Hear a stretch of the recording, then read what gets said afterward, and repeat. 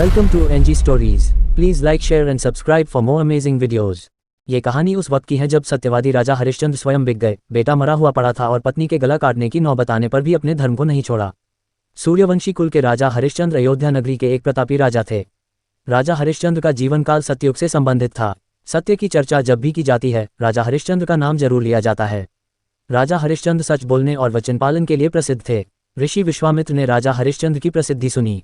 वे स्वयं इसकी परीक्षा लेना चाहते थे। राजा हरिश्चंद्र हर हालत में केवल सत्य का ही साथ देते थे। अपनी इस निष्ठा की वजह से कई बार उन्हें बड़ी बड़ी परेशानियों का भी सामना करना पड़ा। इनकी पत्नी का नाम तारा था और पुत्र का नाम रोहित। एक बार राजा हरिश्चंद्र ने सपना देखा कि उन्होंने अपना सारा राजपाट महर्षि विश्वामित्र जी को दान में दे दिया है। अगले दिन जब विश्वामित्र उनके महल में आए तो उन्होंने विश्वामित्र को सारा हाल सुनाया और साथ ही अपना राज्य उन्हें सौंप दिया। जाते जाते विश्वामित्र ने राजा हरिश्चंद्र से स्वर्ण मुद्राएं दान में मांगी। तब राजा ने अपनी पत्नी और पुत्र को बेचकर स्वर्ण मुद्राएं हासिल की, लेकिन वो भी पूरी नहीं हो पाईं। राजा हरिश्चंद्र ने खुद को भी बेच डाला और सोने की सभी मुद्राएं विश्वामित्र को दान में दे दीं।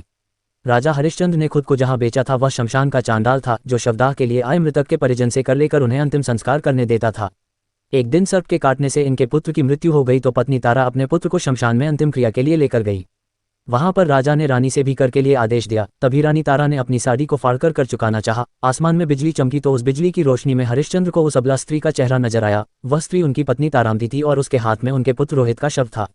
अपनी पत्नी की ये दशा और पुत्र के शव को देखकर हरिश्चंद्र बेहद भावुक हो उठे। उस दिन उनका एकादशी का व्रत भी था और परिवार की इस हालत ने उन्हें हिलाकर रख दिया। उनकी आंखों में आंसू भरे थे, लेकिन फिर भी वह अपने कर्तव्य की रक्षा के लिए आतुर थे।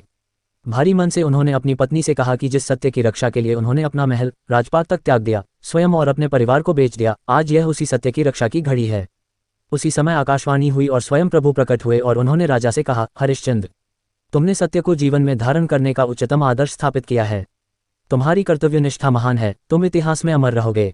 हरिश्चंद्र ने कहा, अगर वाकई मेरी कर्तव्य निष्ठा और सत्य के प्रति समर्पण सही है तो कृपया इस स्त्री के पुत्र को जीवनदान दीजिए। इतने में ही रोहित जीवित हो उठा। प्रभु की अनुमति से विश्वामित्र जी ने भी राजा हरिश्चंद्र का राजपाट उन्हें वापस लौटा दिया गया। ऐसे थे राजा हरिश्चंद्र। धन्यवाद।